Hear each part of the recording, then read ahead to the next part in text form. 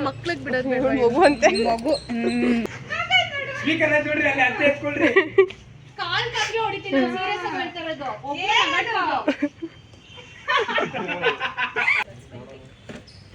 ತಿಂದಾಯ್ತು ನಾನು ಮಿಸ್ಟರ್ ಉಲ್ಲಾಸ್ ಹೊಡಿ ಮಗ ಹೊಡಿ ಮಗ ಹೊಡಿ ಮಗ ಬೇಡ ಬೇಡ ಅವನ್ನ ಚೆನ್ನಾಗಿ ಓಡಿಸಿದ್ರು ನಾನೇ ವೇಸ್ಟ್ ಸಾಕಾ